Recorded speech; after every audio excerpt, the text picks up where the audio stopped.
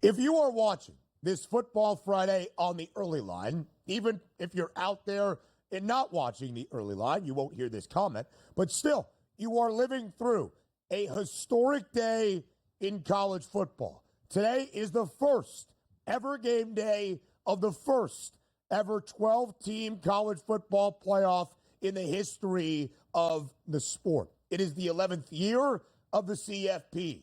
It is the largest field we have ever seen. And, Joe, I do think before we dive into the matchups, and we'll talk about all four throughout this college football and a Football Friday, including the CFP opener tonight in South Bend between Notre Dame and Indiana. But we take a moment to remind ourselves, right? Because through the month of November, in the home stretch of this college football campaign, we all got mad at the rankings and the committee and who should be in and who should not be, in strength of schedule, in strength of record, in resume, in everything that goes in to selecting this 12-team field. But a lot of us were in favor of expansion. And now we get to celebrate this ceremonious day around college football. It is the largest ever field we have seen in the postseason have an opportunity to win a national championship. We wanted games to matter on the gridiron to prove how good a team or how successful a team might actually be. You now have it. It is the largest ever field competing for a national championship. It is the most games necessary to win a national championship. So we welcome all of you to the first ever 12-team college football playoff, and we bask in the glory of this 12-team bracket. Yeah, and you know, Ben, I've been saying it all week here. For as much commentary that we heard about this 12-team, this push for a 12-team playoff, and now that it's here, for the most part, listen, I don't think this is one of the rare situations where we're not really arguing like we did with, the fifth and sixth best team in the country gets shut out with a 4-team playoff. We didn't get, the 12 teams here are the most deserving 12 teams. Are they the best 12 teams? That is up for debate, but they are certainly the most deserving because they handled business when it mattered the most, and that's why a team like Clemson is here, and you can't fault them for that. And the game results mattered at the end. Who you beat was significant. Who you lost to also had to be added in equally to that conversation. Do we need to fix the format? Sure. Should there be guaranteed opening round buys for conference champs? Probably not. Those are future problems. Let's live in the present and enjoy what we are going to see. And that starts tonight in South Bend, Indiana.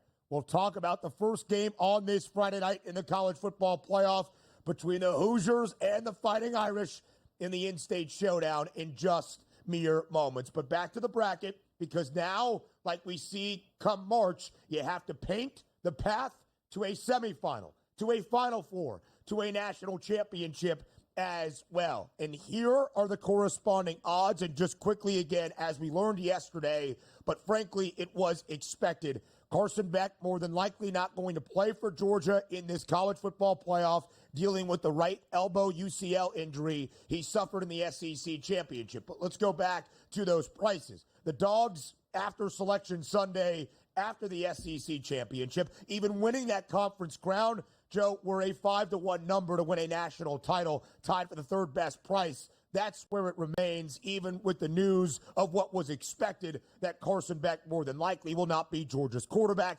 throughout the duration of the CFP. Yeah, it's going to be fascinating, Ben, because those numbers reflect a lot of chalk, don't they? They're not expecting a dark horse in any way, shape, or form, it appears here with these numbers. So there is an opportunity. Do we get absolute chaos here in the first 12-team, college football playoff championship? Or is it just going to be as chalky as it gets, and ultimately we're going to get the two favorites here to begin with, ultimately playing against one another for a national championship a la BCS, Ben? Yeah, absolutely, Joe. And there is something to be said for those odds and the bracket, right? A lot was made about Oregon, the number 1 overall seed, the only undefeated FBS program this year, a perfect 13-0 record with a Big Ten title to its name in its first year in the conference, and they await the winner of the 8-9 matchup. Hey, that happens in postseason brackets. Teams that underperform in the regular season that earn a wild card spot or a lower seed line than perhaps we anticipated, and it makes it more difficult for a top seed. Oregon's still the favorite to win a national championship, and although their path is not exactly easy, I still expect the Ducks to be there at the end of the road. Texas does have a favorable path. Penn State, perhaps the most favorable. Again, some of those at-large teams, Joe, that did not win a conference championship might benefit the most from this format. So before we look at the opening game that you see on the top left, Notre Dame and Indiana, I ask you this. You mentioned it was chalk from the odds and numbers perspective. Is there a bet that you would want to make on this Friday before we get to the opening game of the CFP later tonight for a team to win that national championship? Yeah, I would bet Clemson.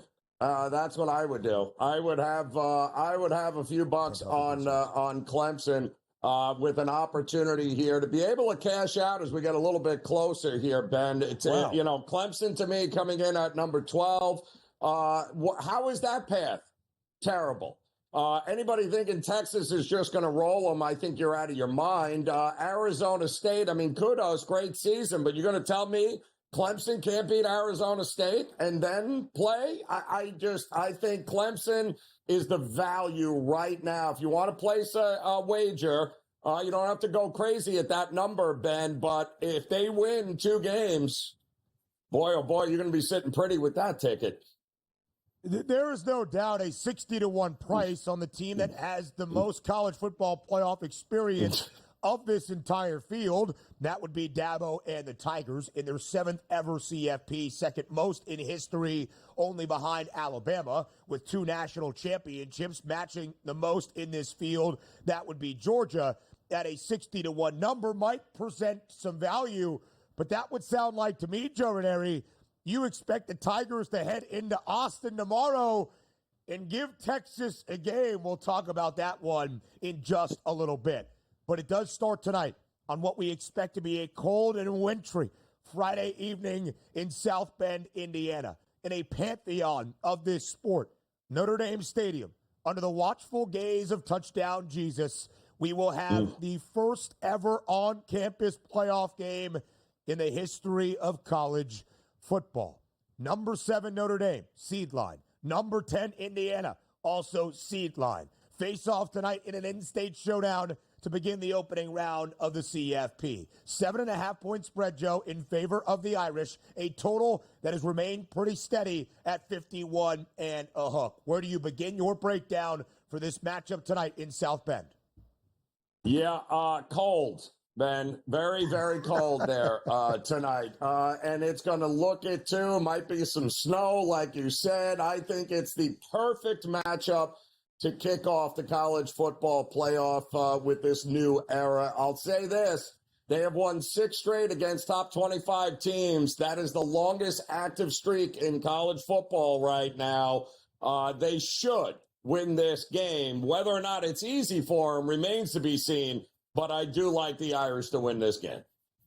Key matchup in this football game. Notre Dame, 10th best rushing offense in the country against Indiana's best rushing defense in all of the sport. IU only allowing 71 yards per game on the ground this season. IU's quarterback, by the way, is a guy from Ontario. They call him the Maple Missile.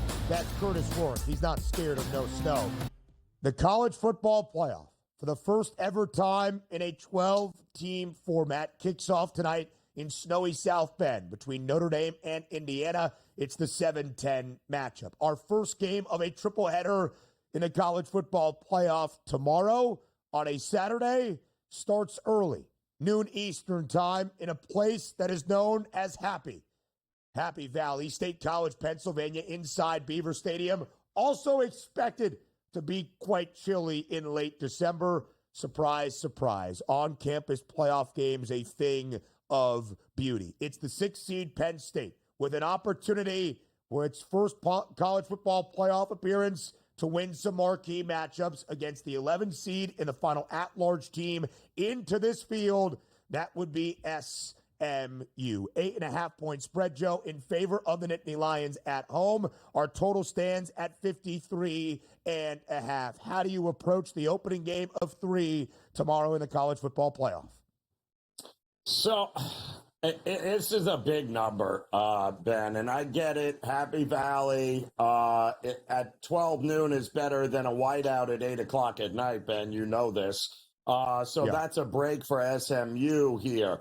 But listen, Penn State has played 2 great teams this year and lost to both of them, right? Their last game against Oregon in the Big Ten championship, and they lost to Ohio State at home back in early November. Now they've got another shot at taking on a ranked team here in SMU who's got a really good offense. So, Cold, there's going to be some double-digit wins, maybe a chance of showers. I think the home field is worth more here for Penn State than it is in some of these other games.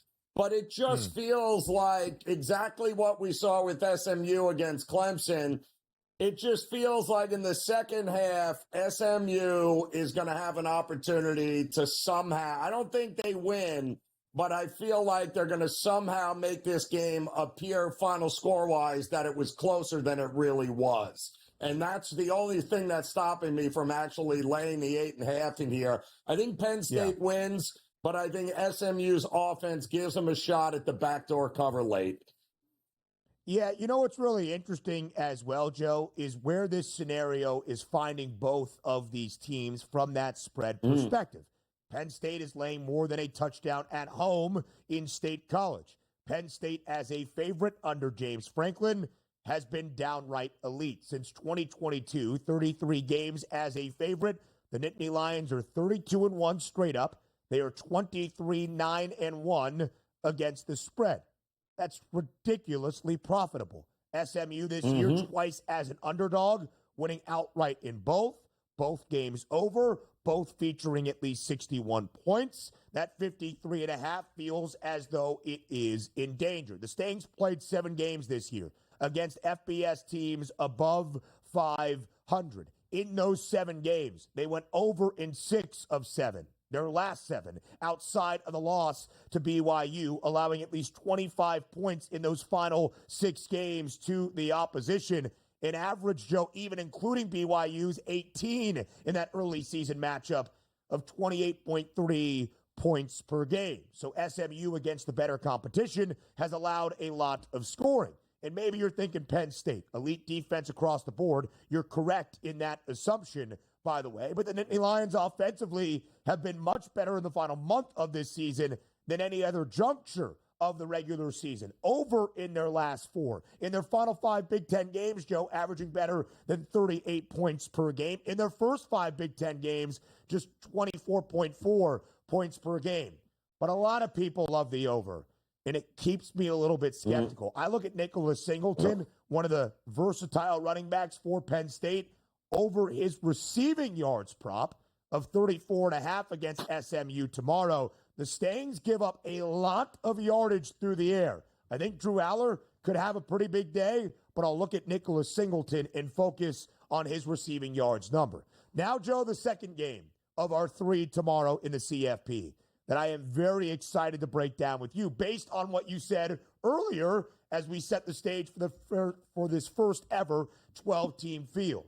Texas, the largest favorite in the opening round, 11.5 points at home in Austin, taking on the 12 seed Clemson, who, of course, was that bid stealer in the ACC championship. Total stands at 51 and a hook. The reason I'm intrigued, Joe, is because you said the Tigers at a 60-1 price to win a national championship presented some value. But, of course, you got to win some games, certainly past the opening round, to make that even a cash-out option. Are you saying you think Clemson is live tomorrow for the outright upset in Austin? Well, I mean, if we're being realistic here, this Texas team, I mean, listen, they have been a top 5 team all year. I love the Texas defense, but I also loved it last year, Ben, when they lost 22-19 against a shorthanded Georgia team in the SEC title game. We have seen this over the last couple of years with Sarkisian. They get to these big games here, and it's either by the skin of their teeth or they outright lose. You have got a Clemson team that has been in playoff mode, Ben, for what? The last 6 weeks of the season? Yeah. A lot of people counted out Clemson 2 months ago. And a lot of people counted them out the minute that they got absolutely destroyed by Georgia in the first game. But you know what we've seen? In typical Dabo fashion, he's got all 5-star recruits there as well. There is nothing about this game that screams blowout to me. The only thing is roles are reversed. Dabo's playing with house money, and Sarkisian has all the pressure in the world in this game to get his team ready. They may win, but boy, oh boy, covering 11.5, yeah, I don't think so. The Longhorns were not a great cover team within the SEC, favored in all 13 games this year, 7-6 against the spread, 4-0 in non-conference action. But then you get to the elite of the elite in conference play, just 3-6 ATS. Clemson a dog only twice, the bookends of their season. They got hammered by Georgia in the opener. They won outright as the short dog to earn this spot, winning in the ACC championship against SMU. A few more thoughts on that game, and then Ohio State and Tennessee next. We've got some odds movement as we get ready for the college football playoff that starts tonight in the 12-team era in South Bend. Notre Dame now less than a touchdown favorite at home. The Irish now just a 6.5-point favorite against Indiana. We have seen Texas work up to a 12.5-point favorite. Total down ever so slightly to 50 and a hook. And Joe, I did just want to make a point about that total because it feels like an under if the Longhorns are going to win comfortably and even get close to covering as a 12.5-point favorite now, or even close to double digits as you see there. Texas is elite. Defensively, second best scoring defense in the country, third best total defense in the sport. Clemson, outside of the game against SMU in the ACC title, has played 4 other teams above 500. Entering the ACC title, they were 1-3 straight up, 0-4 against the spread, under in all 4, averaging just 15.5 points per game.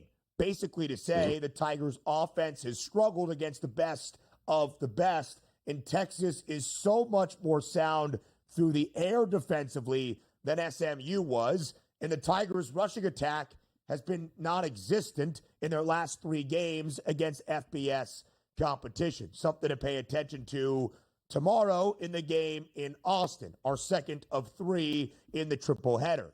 The nightcap on a Saturday at the Shoe in Columbus. It's the 8-9 matchup between Ohio State and Tennessee. 8-9 in seed, but 6-7, just so you know, in terms of those college football playoff rankings. The Buckeyes, more than a touchdown favorite, 7.5 points at home. The total stands at 46 and a hook. Joe, a lot of people expecting defense to be on display tomorrow night in Columbus. What say you?